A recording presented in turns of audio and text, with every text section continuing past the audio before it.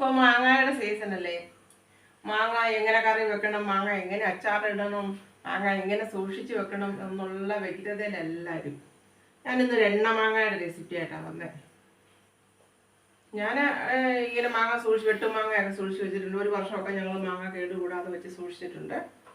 ഇപ്പോൾ ഒരു എണ്ണ മാങ്ങ ഉണ്ടാക്കാൻ നോക്കാം. അതിനായിട്ട് ഞാൻ ഒരു മീഡിയം 2 മാങ്ങ ഇങ്ങനെ അരിഞ്ഞെടുത്തു. അതിനാവശ്യമായിട്ട് നമുക്ക് വേണ്ടത് വറ്റൽമുളക്. മുളക് പൊടിയല്ല നമ്മളതിന് ചേർക്കുന്ന, വറ്റൽമുളക്. അതിപ്പോൾ ഞാൻ നല്ലെണ്ണ ചൂടായിട്ടുണ്ട്, നെല്ലെണ്ണയ്ക്കകത്തോട്ട് ഇടുവാണേ. ഒന്ന് വറുത്ത് കോരിയെടുക്കാം. പിന്നെ അതിനാവശ്യം വേണ്ടത് കായം പൊടിയില്ല എൻ്റെ കയ്യിൽ, കായം കട്ടയെടുത്ത് ഇങ്ങനെ മുളക് വറുത്ത് കോരട്ടെ. മുളക് വറുത്ത് ആ എണ്ണയ്ക്കകത്ത് തന്നെ നമുക്ക് മാങ്ങയും വറുത്ത് കോരണം.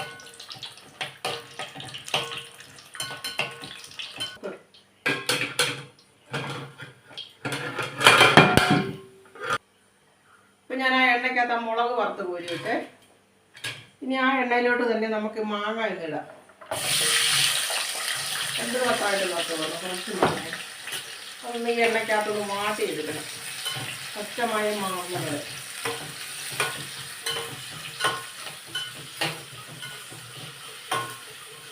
ഞാൻ ആ മുളക് വറുത്തതൊന്ന് പൊടിച്ചെടുക്കട്ടെ. അതിൻ്റെ കൂടെ നമുക്ക് മെയിനായിട്ട് ആവശ്യം വേണ്ടത് കടുകാണ് കേട്ടോ.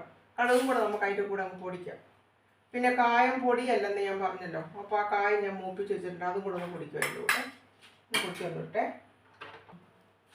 പിന്നെ ചൂടാക്കി മാക്കിയിരിക്കുന്ന എണ്ണയ്ക്കകത്തോട്ട് നമ്മൾ ആ മാങ്ങ ഇട്ടേ.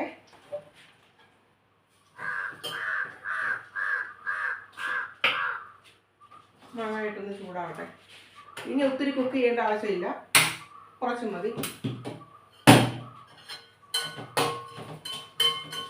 ഇനി നമുക്ക് മെയിനായിട്ട് ആവശ്യമായിട്ട് വേണ്ടത് കടുക് പൊടിച്ചത് നല്ലപോലെ നമ്മൾ ചേർക്കണം. അപ്പോഴാണ് ഈ മാങ്ങ കേടാകാതിരിക്കുന്നത്. ഒരു 2 വർഷം ആയാലും തീരത്തില്ല, കേടായി പോകത്തില്ല, നല്ല വൃത്തിയായിട്ടിരിക്കും. ഇപ്പം ഞാൻ ആ മുളകും കടുകും കായവും കൂടെ പൊടിച്ചത് ഇതിനകത്ത് ഇടുവാണേ. തീ കുറച്ച് വെക്കണം, തീയുടെ ആവശ്യം നമുക്ക് വരുന്നില്ല. എന്നിട്ട് പൊടിച്ചതെല്ലാം കൂടെ ഇടുക.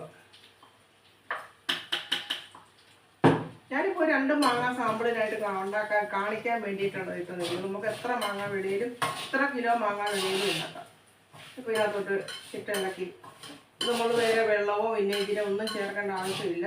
മാങ്ങയ്ക്ക് പുളി ഇല്ലയെന്ന് തോന്നുവാണെങ്കിൽ ശകലം വിനാഗിരി ചേർക്കാം. ഇപ്പം മുളകും കായം പൊടിച്ചതും കടുകും ഇട്ടു. ഇനി ശകലം ഉലുവാപ്പൊടിയും കൂടി ഇടുക.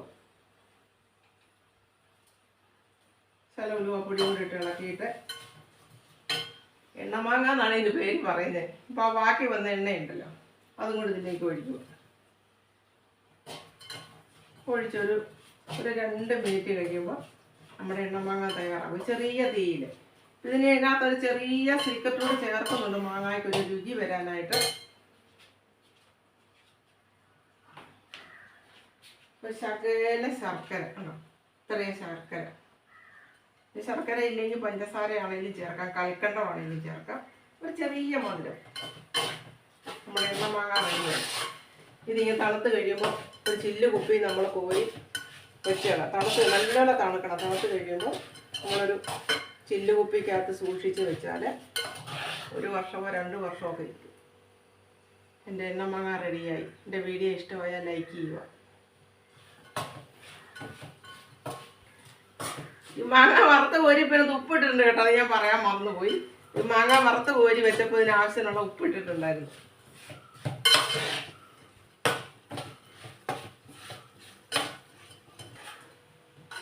എൻ്റെ എണ്ണ മാങ്ങ തയ്യാറായി. എല്ലാവരും ഇങ്ങനെ ചെയ്ത് നോക്കുക.